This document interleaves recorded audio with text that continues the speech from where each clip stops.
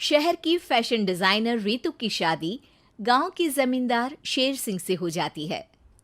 लेकिन शहरी कामकाजी रितु का गांव में मन नहीं लगता। क्या सासू माँ, ये गांव में तो कुछ नहीं है, मेरा दिल ही नहीं लगता यहाँ, क्या करूँ मैं। अरे बेटा, जहाँ पति का कारोबार बीवी तो वही अच्छी लगती है ना। अब हम लोग इतने पैसे वाले हैं कि गांव में मेरे बेटे लायक लड़की ही नहीं मिली। अरे माँ, मैं तो ये बोल रही हूँ कि क्या करूँ जिससे मेरा थोड़ा दिल लगे। अरे बेटा, मैं भी शहर की थी। यहाँ आकर मैंने गांव में स्कूल खोल लिया। बच्चों को पढ़ाती थी तो मन लग जाता था। तू भी कुछ देख ले जिससे गांव की बहू बेटियों का भला हो जाए और तेरे जमींदार ससुर जी का नाम भी हो जाए। रितु क्या करती, फैशन डिजाइनिंग वाले कपड़ों को गांव की औरतों पर कैसे ट्राई करती। लेकिन एक दिन, अरे क्या बात है डार्लिंग, बड़ी जल्दी उठ गई। और ये हाथ में फेविकॉल और कागज, कहाँ जा रही हो? मैंने सोच लिया है कि मैं अपना फैशन बुटीक खोलूंगी। गांव की औरतों को सजा धजा कर फैशन शो करूंगी और यहाँ की औरतों को भी शहर के फैशन से वाकिफ करवाऊंगी। फैशन और यहाँ की औरतें, अरे इन लोगों को तो बस चूल्हा चौका आता है। खाली समय में एक दूसरे के सर से जुएं निकालती हैं या फिर अचार पापड़ बनाती है। इन लोगों के बस के नहीं है फैशन को समझना। लेकिन रितु मानती नहीं।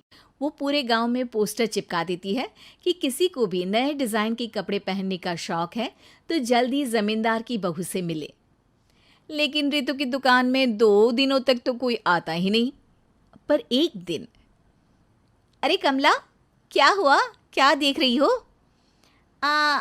ये पुतला देख रहा है दीदी। क्या दिख रहा है इसमें ऐसा? अब देखो तो दीदी, ये पुतला मेरे जैसा ही है ना, पतला दुबला लंबा, बस मैं काली और ये गोरा। तू ये बता, इस पुतले के कपड़े तुझे कैसे लग रहे हैं?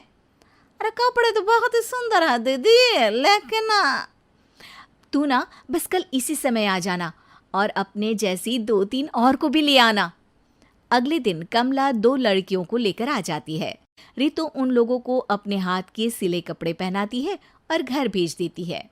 उन लोगों को गांव की दूसरी औरतें भी देखती हैं। और फिर क्या, अगले दिन रितु जब दुकान खोलती है तो सामने बहुत सी औरतें उसके बनाए डिजाइनर कपड़े पहनने को तैयार खड़ी होती हैं। तुम लोगों को कपड़े के साथ ही हल्के मेकअप और स्किन केयर की भी क्लास देनी पड़ेगी। रितु गांव की औरतों को फैशन का ज्ञान देने में लग जाती है। एक दिन रितु का पति कहता है, अरे रितु, तुम्हारी फोटो पेपर में आई है। क्यों भाई, ऐसा क्या कर दिया मैंने, क्या लिखा है? अरे लिखा है गांव में होगा अब फैशन वीक। अरे हाँ, कल ना कोई फ़ोन आया था मीडिया वालों का, तो मैंने भी बोल दिया कि फैशन शो तो अब गांव में होगा। लग रहा है उसी की खबर बना दी है। तभी रितु को एक फ़ोन आता है। हेलो, कौन बोल रहा है? जी मैं काम्या बात कर रही हूँ, लुक में फैशन वीक से। हम लोगों ने आपका काम देखा।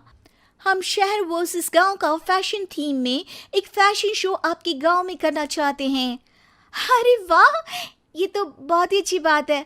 मैं अपनी मॉडल्स के साथ शो में हिस्सा ज़रूर लूँगी। बस अब क्या था, वो दिन भी आ जाता है जब रितु की गांव की गोरी शहर की छोरी के साथ स्टेज शो में हिस्सा लेती हैं। शो के बाद, अरे आपकी वो जो कलेक्शन है ना, मैं उसकी पूरी सीरीज खरीदना चाहती हूँ। सच में आपने वो कपड़े डिजाइन करे जो आज के लोग आसानी से घर और बाजार में पहन सकते हैं। और बजट में भी है। हम भारतीयों के लिए तो ये डिज़ाइन बेस्ट है जी। वैसे आपने क्या सोचकर ये कपड़े बनाए और आप इसे कितना आगे और लेकर जाना चाहती हैं? औरतें और फैशन एक दूसरे के पर्यायवाची है, तो ये किसने कहा कि गांव की औरतों को डिज़ाइनर कपड़े पहनने का हक नहीं? मेरा मानना है कि शौक सभी औरतों में होता है। ज़रूरत है तो बस उसे जगाने की, उनके हिसाब और बजट के कपड़ों की, जो मैंने बनाए और सबको पसंद भी आए। अब रितु का गांव हर जगह प्रसिद्ध है, ना सिर्फ रितु के लिए बल्कि वहाँ की औरतों की फैशन के लिए भी।